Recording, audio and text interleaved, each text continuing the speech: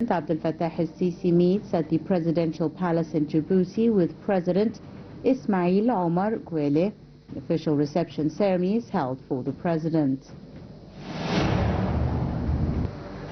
President Abdel Fattah al-Sisi lays a wreath of flowers this morning at the memorial for the martyrs of the armed forces in Nasr City as part of Egypt's and the armed forces celebration of the 43rd anniversary of the liberation of Sinai.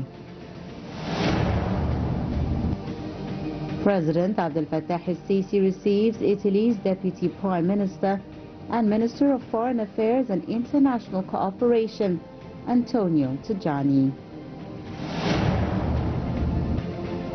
President Abdel Fattah al-Sisi delivers a speech to the Egyptian people on the 43rd anniversary of Sinai liberation.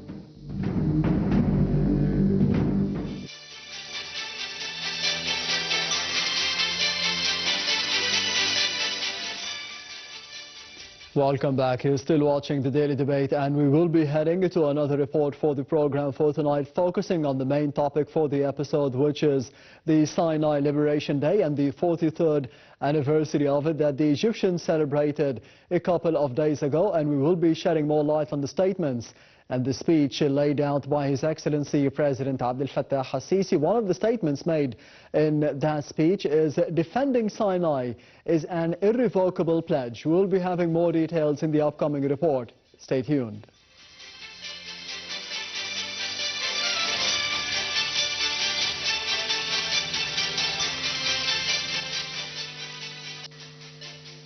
President Fattah al-Sisi said on Friday that defending Sinai and protecting every inch of the homeland is an irrevocable pledge and a firm principle ingrained in the conscience of all Egyptians.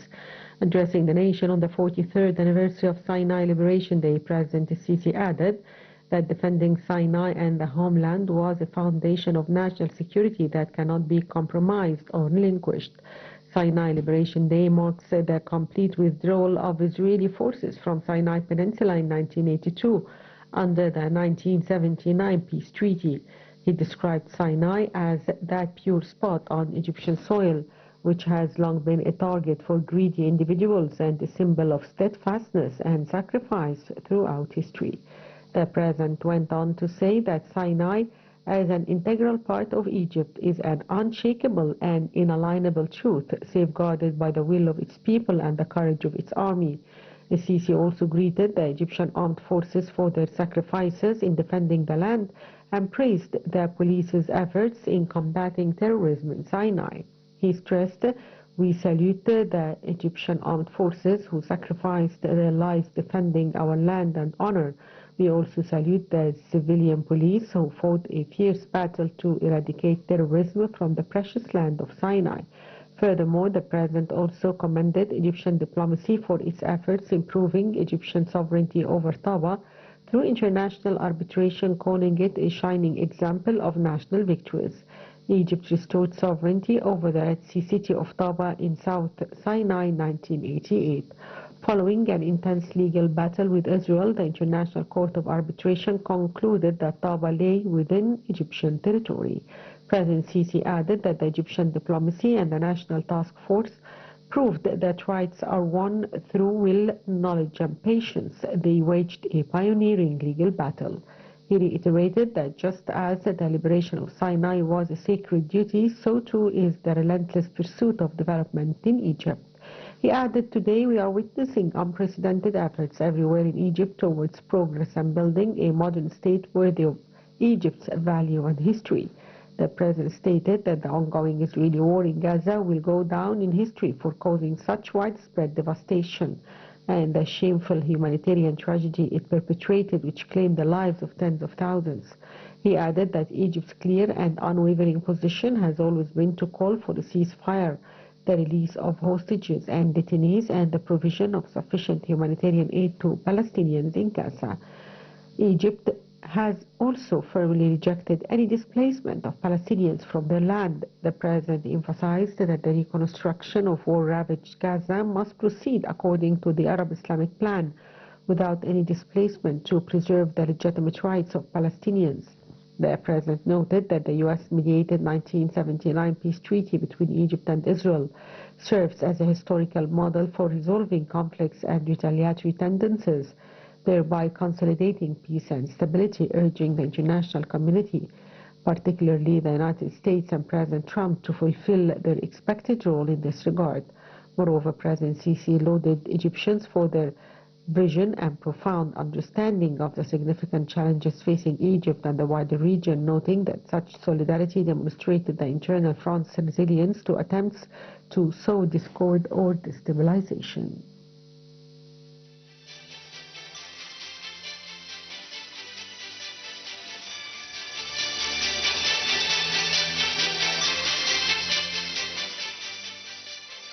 Welcome back. You're still watching the Daily Debate, and I'm honored to be having with me over the program for tonight in the studio is Ambassador Medhat Miligy, the former Assistant Foreign Minister and a member of the Egyptian Council for Foreign Affairs. Thank you very much for being with us tonight on the Daily Debate. Thank you for having me, and congratulations on the Sinai Liberation Day. It's such a joyful occasion. In such rare moments of joyful things right now. Yes, exactly, especially for all of the Egyptians, and we have seen the statements made by President Abdel Fattah al-Sisi in order to be protecting Sinai and serving the Egyptians as well living in Sinai, so to be having development as well as security. How do you see the importance and the significance of the speech that was given by His Excellency President Abdel Fattah al-Sisi on the 43rd anniversary of the Sinai Liberation Day? Well, actually, the speech was full of messages directed everywhere. I mean, if we're talking about Sinai itself and the importance of developing the Sinai Peninsula, yes, I believe that this is a very important issue, especially in the midst of some voices asking for the Sinai to be another homeland for the Palestinian, as we all know, as Israel and the United States have asked for that, which is,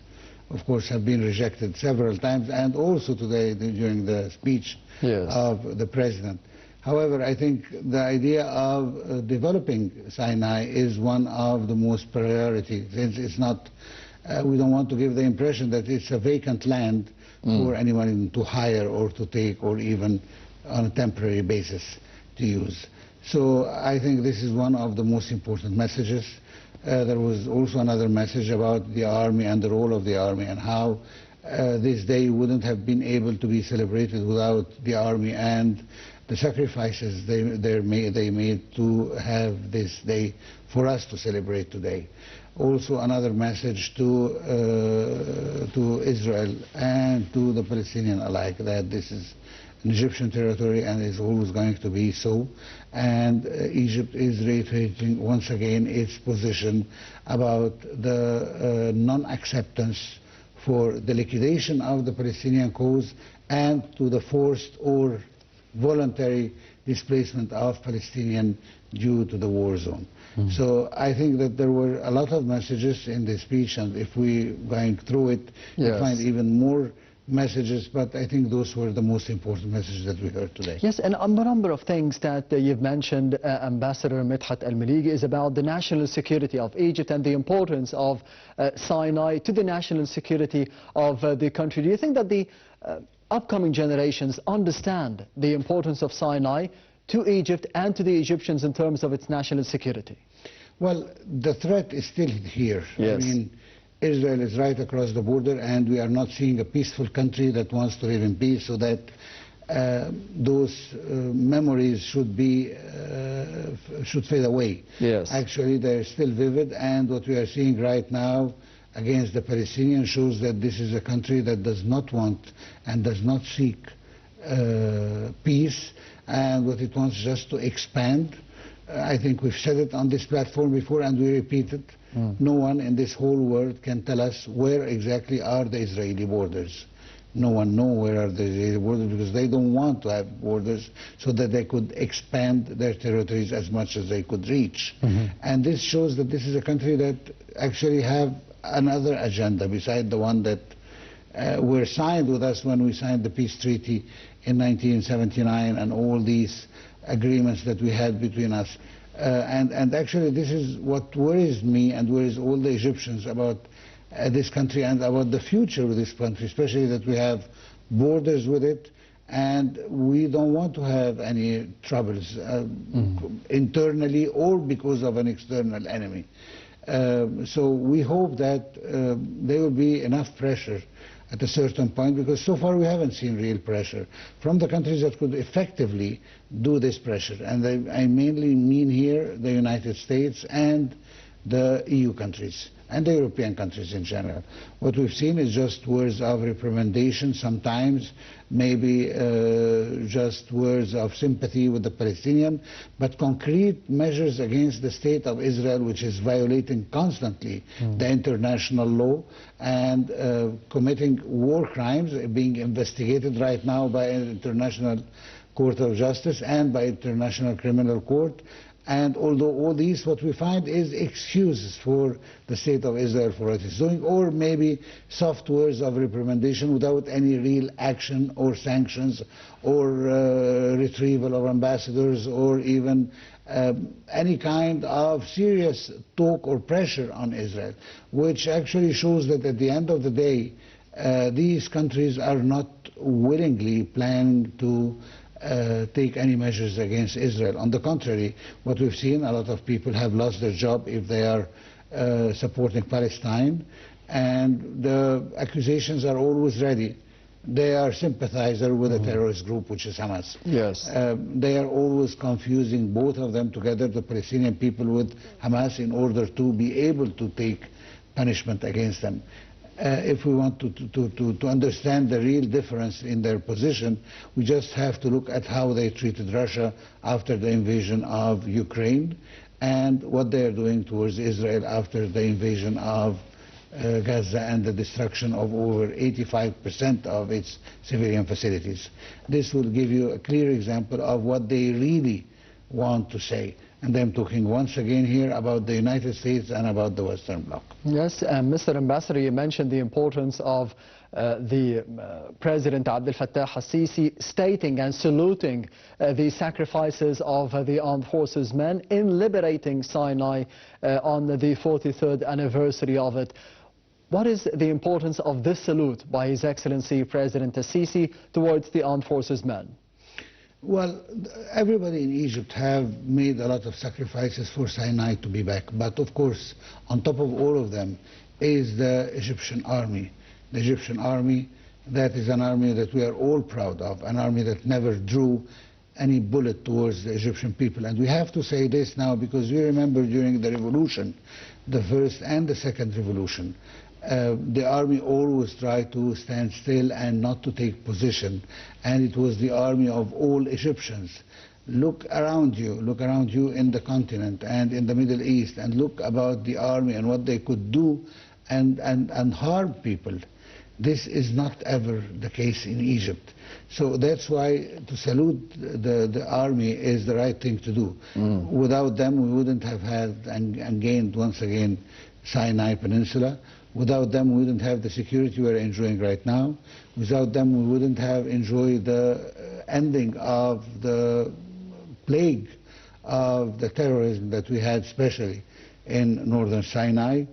So I think to salute the army is only the logical thing to do while we are celebrating such an occasion. But there was also a war of diplomacy following the battlefield that took place and the victories of the battlefield that we have seen in 1973. There was also an important war of diplomacy following that to be regaining Sinai in full, including Taba.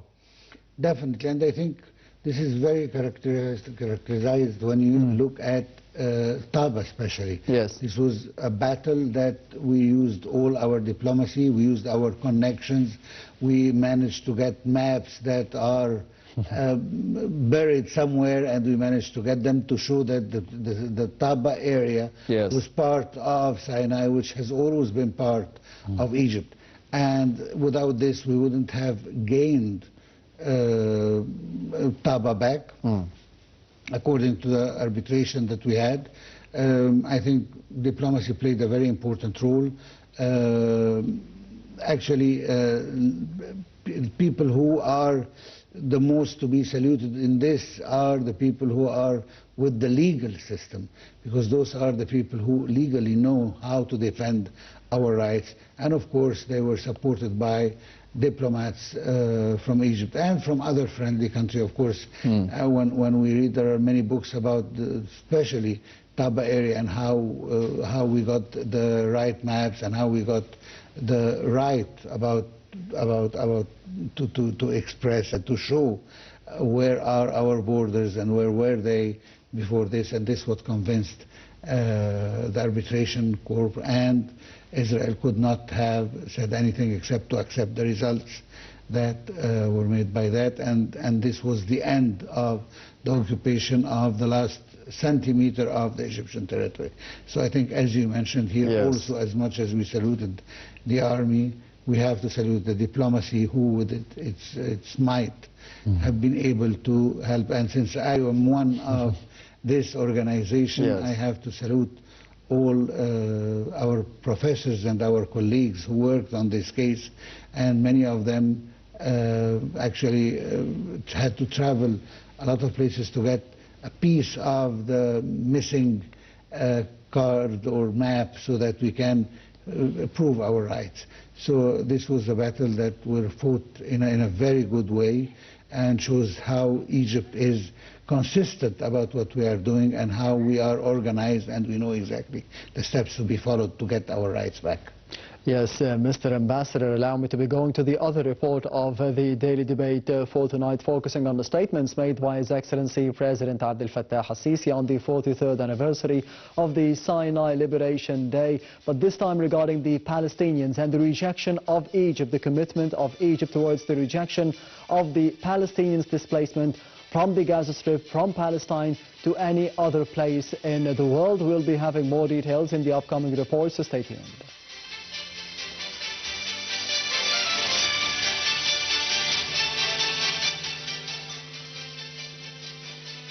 President Fattah al-Sisi stressed Egypt's categorical rejection of displacing Palestinians from their lands into Sinai or any other place as he addressed the nation on Sinai Liberation Day.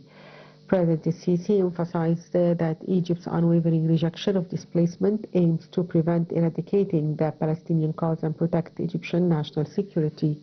He highlighted Egypt's unyielding efforts to achieve a ceasefire and ensure delivery of humanitarian aid to Palestinians in Gaza. Moreover, the President affirmed that Egypt exerted all efforts aimed at establishing a sovereign and independent Palestinian state that guarantee legitimate rights of Palestinian people. President Sisi also said that all these stances constitute solid determinants which Egypt has embraced with an ultimate aim of establishing peace, security, stability and development in the region for the good of its people. President Sisi reiterated on many occasions that displacement of Palestinian people from Gaza would liquidate the Palestinian cause and undermine the route to peace based on two-state solution. Meanwhile, Egypt and the international community have highlighted the imminent humanitarian catastrophic consequences of a planned Israeli operation in Rafah, currently home to more than half of Gaza's population. Egypt celebrates the 43rd anniversary of the withdrawal of Israeli military forces from Sinai Peninsula on the 25th of April 1982, following 1979 Egyptian-Israeli peace treaty. On that day, Egypt regained Sinai Peninsula and raised its flag in Rafah. The Sinai liberation culminated in the great victory of the Egyptian army over Israeli occupation forces in October 1973 war. President Sisi said in his speech that liberated through the war and diplomacy, Sinai will always stand as a testament to the steadfastness of Egypt, its people, its armed forces and its institutions. He further stressed that Sinai will remain an eternal icon for the solidity of the Egyptian people in crushing aggressors and invaders throughout ages. Moreover, the President highlighted Egypt's victory in its ferocious war against terrorism in Sinai over the past years. The President highlighted the ongoing development efforts in Sinai as a sacred and national duty, noting that these efforts aim to achieve comprehensive development in health, education, infrastructure, and all elements of urbanization, industry, and agriculture as part of a massive national project. President Sisi affirmed that this project is worthy of Egyptian people's sacrifices to safeguard and defend the security and well-being of the entire homeland.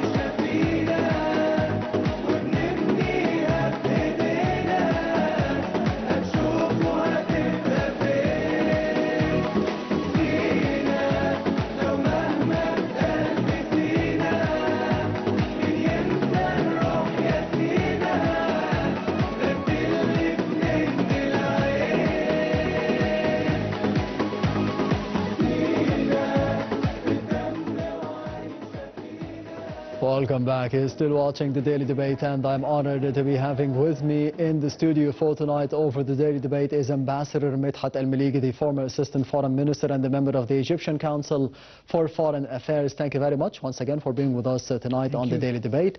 We have seen during the past report the statements made by His Excellency President Abdel Fattah al-Sisi over the Sinai Liberation Day and the 43rd anniversary of it, the commitment of the Egyptians and the Egyptian state to be rejecting the displacement of Palestinians, to be requesting a ceasefire between Hamas and the Israeli occupation forces, to be getting more aid delivered to the Palestinians through the Gaza Strip crossings. How do you see those statements made by President Abdel Fattah al-Sisi, more specifically the rejection of the displacement of Palestinians into Jordan and into Egypt, according to the plan by the US President Donald Trump? Well, actually, I mean, the situation is very strange. I mean, Egypt have had one position from the beginning of this war until today, which is no to the liquidation of the Palestinian Code and no to the displacement of Palestinians from the Gaza Strip, and actually also from the West Bank. As we've seen recently, there is ethnic cleansing going on in the West Bank, especially in the refugee camps of Tulkarm and many other refugee camps. Unfortunately, the position of Mr. Trump is not helping very much. On the contrary, actually, it encouraged Israel to do more. I mean, first of all, his idea of ethnically cleansing the Palestinians, which is totally against the international law. I mean, any student of law knows that this is a war crime. Yes. But unfortunately, the United States now is taking a position that we have to study carefully. The United States is putting its own interest and its own desires above the international law. They don't consider the international law in any way. And when any institution of law put out a decision or a conclusion that is against the interests of the United States, they just don't recognize it. And they just even fight it. And they could even go to the point of threatening those people, as we have seen with the International Court of Justice, when the Senate had the audacity of sending a letter of threat to the members of the court by threatening them that they will not be able to enter the United States and so on, although the United Nations headquarters are in New York in the United States, which is absurd. We also heard recently another strange and absolutely delinquent statement from President Trump about the Suez Canal, and I don't believe that he was serious about this. And actually, if he seriously wants to stop the expenses that the United States is paying to fight the Houthis or to support Israel, it's enough to order Israel to stop its aggression on the Palestinian people and on Syria and on Lebanon, and this will definitely cut down the cost, and he doesn't need to bully other countries about what is totally their right. I mean, if we're going to talk about the Suez Canal, we need another episode to talk about how did he get such an idea out of his head. But anyway, it's not the most important thing right now. Actually, we should not give it much attention because it's a little bit too weird. But when I'm talking here about Israel and about what Israel is doing about the ethnically cleansing of the Palestinians and the idea of executing Trump's plan, as they said, to the point that they have created an administration to help the Palestinians to voluntarily leave the territories, the occupied territories, shows that Israel is not on the side of peace in any way, does not want to end this war. The idea is not about Hamas anymore, because actually the people who are being killed are the Palestinian people. The idea from the beginning was to make life unbearable for the Palestinians so that they would voluntarily leave the occupied territories. They don't care about any kind of international law. They don't care about any humanitarian law. They don't care even about their own hostages. They have killed many of them during their aggression on the Palestinian people. So the situation now is exactly who is on the side of peace, who really wants peace, and how to do it. Egypt had a very clear plan about the possibility, as we have explained it, of reconstructing Gaza without the need of expulsing the Palestinians out of their territory. But until now, we haven't seen any support from the major countries that are helping Israel. We've seen almost all the countries around the world are supporting the Egyptian plan, which is now an Arab plan. But when it comes to the main players, which is the United States and most of the EU countries, we haven't seen the support we are seeking. Once again, these countries are trying to find excuse for Israel to continue its genocide against the Palestinian people, and they are secretly helping it to continue and to evade to answer to the international law, which is actually a very serious thing. But you know, the sovereignty of the countries, you cannot force them to abide by the international law unless you have diplomatic means to use, and this is what we are doing, and this is what the others are not doing against Israel. Yes, Mr. Ambassador, you've mentioned a very important point, which is the situation now, the status quo between Hamas and the Israeli occupation forces. Of course, there are discussions mediated by Egypt, Qatar and the United States, and there is talk about a truce or a ceasefire for 5 years, could be prolonged to 7 years, which is accepted, I think, by Hamas. Do you think that this could be implemented? Israel have said it from the beginning that its plan is to totally end the presence of Hamas as a military force, as a political force. So the idea of Hamas being a political party is not even accepted by Israel. And they only insist that Hamas have to surrender its weapons and to deliver all the hostages unharmed. And I think giving these conditions is absurd, because no one is ready to give his arms without a full plan of peace. I mean, without this, it's like asking someone from the resistance to be totally naked. And then it's my decision to see what I'm going to do afterwards, which is impossible. Nobody would accept that. I would rather die than to go through this process. So unfortunately, I see an obstacle to reaching a solution. Although that Hamas might or made already several concessions in order to spare their people's lives, because they know that they are dealing with a force that is actually uncontrolled and supported by the United States. We've seen that the United States have said that they are going to give them all the weapons they need to finish the job. So they will have bombs that could kill all the hostages, and if there are any Hamas militants inside the tunnels and so on, just like they did before in Lebanon and so on. So the idea is going to be more destruction to the Palestinian land, and we will always find the excuse that actually because Hamas is using civilian facilities, so we have to take them out, and when we take them out, we also take several hundreds or thousands of civilians, but these are the casualties of war and so on. So they have already a ready excuse, which is that Hamas is hiding behind the Palestinian civilians, and that's why they get hurt in the way. So, and they will find the world actually not just accepting that, but trying also to find that. If I could just draw your attention that when Israel bombarded the hospital, the Ma'medani hospital, at the beginning of the war, killing 500 persons in one strike, they said that they are going to make an investigation, and we are going to see the result of this investigation. And this was the excuse taken by all the countries around the world, the countries that are supporting Israel, that this is a democracy and they are going to do an investigation, and we have to wait for the investigation. 1 year later, even more, and this result never showed up, because there are no results, just to calm the fury of the people because of the high number of casualties during this. So Israel is doing what it's doing, and then there is the political coverage made by the Western countries to hide their crimes and to hide their genocide. And unfortunately, this can go on for a long time.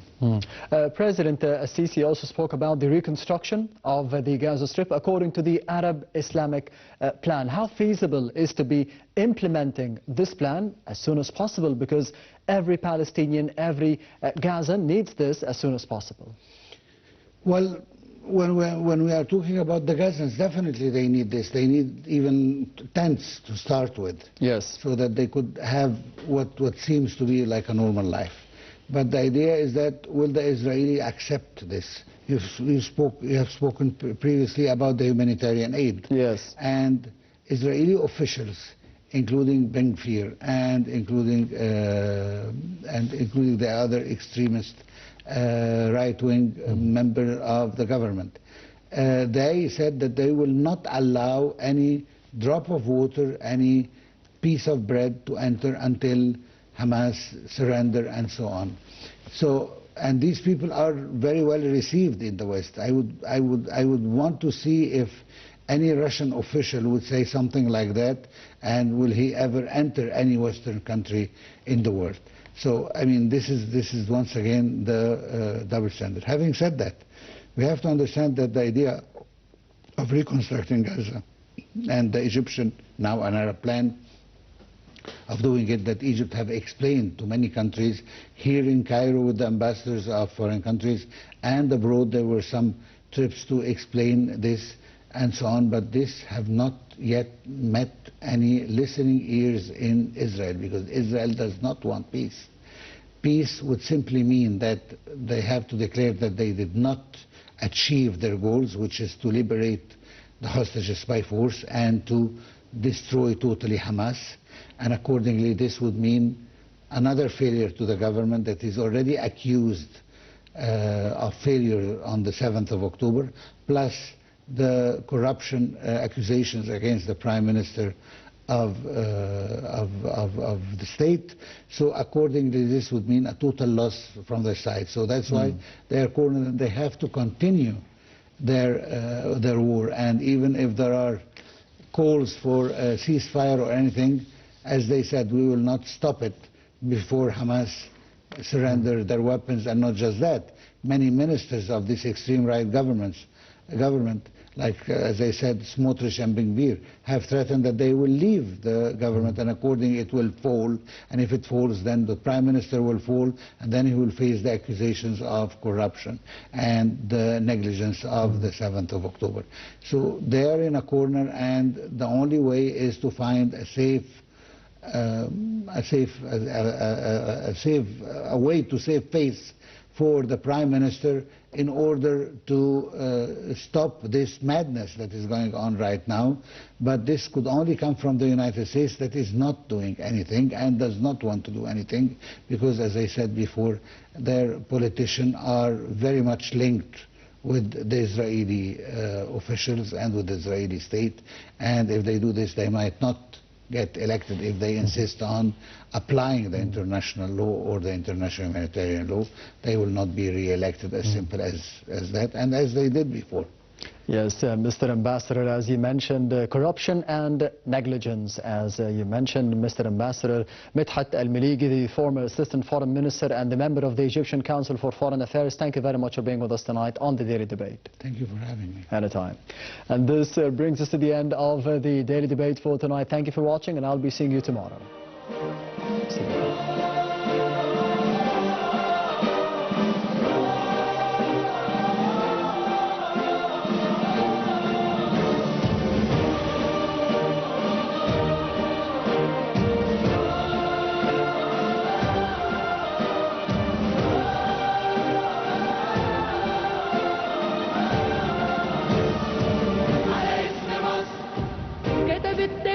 حاجات كتير من ضمنها إن البلد اللي حاميها ربها وتثبت من شعبها أقسم برب ويعيش لها حالف